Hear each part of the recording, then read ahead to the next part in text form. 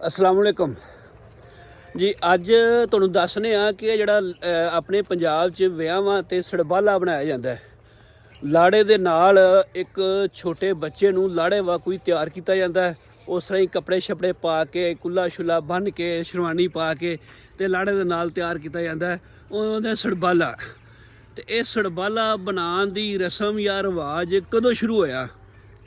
ते दूसरा तुहानूं ये दसने आ कि जिहड़े नाल जंज जांदी है 150 200 300 बंदा कई लोग 500 भी लै जांदे ने। इहदा रिवाज कदों शुरू होया? क्योंकि हुण तां इह सड़बाला ते जिहड़ी जंज नहीं जांदे ने, ये हैगे ने शौक दियां वंगां, शौक नाल जांदे ने। ते जदों ये शुरू होया सी उदों ये मजबूरी तो शुरू होया सी। ते किस तरह शुरू होया अज मैं तुहानूं दसां सारा। पहले वक्तां दे विच ना पंजाब दे विच इत्थे ब्राह्मण भी रहिंदे हुंदे सन। मैं तुहानूं दसदा चलां कि जिहड़ा ये जंज दा इन्नी चोखी जंज लजाण दा ते सड़बाले बनाउण दा रिवाज पंजाब दे विच, पंजाब च दो ही वड्डे मजहब ने, एक मुसलमान लैंदे पासे ते चढ़दे पासे सिख। ये रिवाज दो मजहबां दा ही नहीं हैगा। असल च उदों होया कि जदों इत्थे ब्राह्मण रहिंदे सन ते ओह जंज लैके जांदे सन। ते जंज उदों जांदी हुंदी सी पैदल या घोड़ियां ते या गड्डां ते जांदी हुंदी सी। ते जांदे हुंदे सन सिर्फ घर दे जी, चाचे बाबे मामे फुफियां। अज जिस तरह हुण बरादरियां ते बेलियां दे बेली इंज नहीं सी हुंदा। वो 15 20 25 30 जी हुंदे सन। वो जो जंज जानी ते ज़ाहिर लाड़े दे कोल कोई जेवर या उस वक्त दे मुताबिक ਜਿਹੜੇ ਵੀ ਕੋਈ ਪੈਸੇ ਜਾਂ ਜੋ ਵੀ ਹੁੰਦਾ ਸੀ ਉਹ ਹੁੰਦਾ ਸੀ। ਅੱਛਾ, ਉਹਨਾਂ ਨੂੰ ਉਹ ਜੋ ਜੰਜ ਜਾਂਦੀ ਸੀ ਉਹ ਲਾੜੇ ਨੂੰ ਜਾਂ ਜੰਜ ਨੂੰ ਉਹ ਆਂਦੇ ਨੇ ਕਿ ਉਦੋਂ ਪਠਾਨ ਪੈ ਜਾਂਦੇ ਸਨ ਲੁੱਟਣ ਵਾਸਤੇ।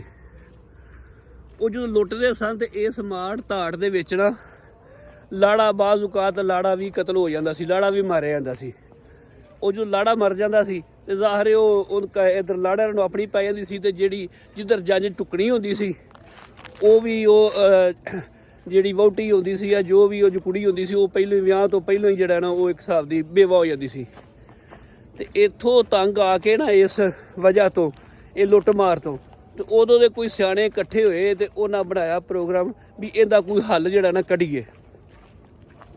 ਉਹਨਾਂ ਆਪ 'ਚ ਇਹ ਸਲਾਹ ਕੀਤੀ ਕਿ ਇਸ ਤਰ੍ਹਾਂ ਕਰੀਏ ਕਿ ਜਿਸ ਤਰ੍ਹਾਂ ਲਾੜਾ ਹੈ ਲਾੜੇ ਦੇ ਨਾਲ ਇੱਕ ਹੋਰ ਮੁੰਡਾ ਤਿਆਰ ਕਰੀਏ ਇਸ ਤਰ੍ਹਾਂ ਹੀ, ਜਿਹੜਾ ਕਿ ਲਾੜੇ ਦੇ ਚਾਚੇ ਤਾਏ ਜਾਂ ਮਾਮੇ ਜਾਂ ਭੂਆ ਦਾ ਹੋਵੇ ਤੇ ਉਸੇ ਹੀ ਉਮਰ ਦਾ ਹੋਵੇ, ਉਹਨੂੰ ਵੀ ਨਾਲ ਤਿਆਰ ਕਰੀਏ ਕਿ ਅੱਲਾ ਨਾ ਕਰੇ ਕੋਈ ਇਸ ਤਰ੍ਹਾਂ ਦਾ ਵਾਕਿਆ ਹੋ ਜਾਂਦਾ ਹੈ ਤੇ ਫਿਰ ਜਿਹੜਾ ਨਾ ਬੈਕਅਪ ਤੇ ਉਹ ਜਿਹੜਾ ਸੜਬਾਲਾ ਜਿਹੜਾ ਹੈ ਨਾ, ਤੁਹਾਨੂੰ ਮੈਂ ਦੱਸਦਾ ਚੱਲਾਂ ਲਾੜੇ ਨੂੰ ਆਂਦੇ ਨੇ ਵਰ ਤੇ ਬਾਲਾ ਆਂਦੇ ਨੇ ਵਹੁਟੀ ਨੂੰ, ਠੀਕ ਹੈ, ਕੁੜੀ ਨੂੰ ਵਰ ਬਾਲਾ, ਉੱਥੋਂ ਲਫ਼ਜ਼ ਨਿਕਲਿਆ ਸਰਬਾਲਾ, ਠੀਕ ਹੈ।